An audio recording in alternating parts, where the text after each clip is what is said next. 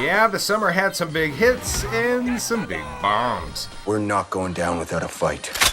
Battleship sank at the theaters. It floated a $210 million budget, but made only $65 million in domestic box office. And I kind of like this popcorn sci-fi silly thing.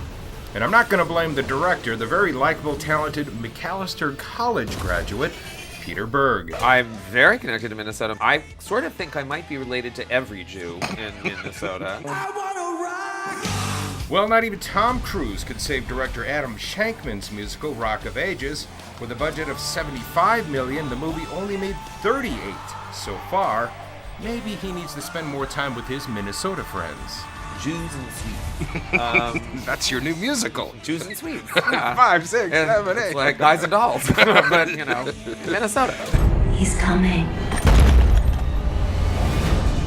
When you buy a ticket to a Tim Burton movie, you know there's going to be a lot to look at. Exactly. You sort of sit there and you're not really quite sure what to expect. And there's no denying Tim Burton's talent as a director, but his Michelle Pfeiffer, Johnny Depp film Dark Shadows had no light at the box office, earning just $79 million with a $150 million budget. However, Johnny and Tim have had big-time hits like Alice in Wonderland and Charlie and the Chocolate Factory. And what's the deal with you and Johnny Depp? I don't know, he's just, always seems different to me, so it's like, it always feels like it's a different first time, I think it's because he likes to do different characters. What do we do? We get ready. But it was comic book characters that hit big at theaters this summer. The Avengers smashed box office records with a $200 million opening and a $620 million gross so far. Coming in a close second, The Dark Knight Rises with a $430 million domestic and over $1 billion earned worldwide. You're a wanted man, Peter Parker. Even The Amazing Spider-Man did pretty amazing at the box office, better than I thought it would.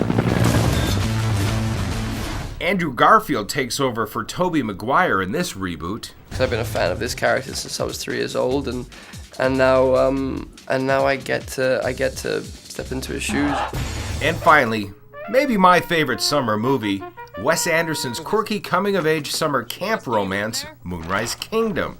The small-budget film became a sleeper hit with theater-goers, earning a respectable $50 million at the box office, and who knows, maybe even created some future stars. What are you going to do when you guys grow up? Is this it? You're going to be... I absolutely want to continue acting. I've been looking at some opportunities, and I am really waiting for something to come along that was just as special and beautiful as this story was. Yeah, same here. I'm auditioning, and I'm just really hoping that my next movie is just as good as this. For Twin Cities Live, Rusty Gate.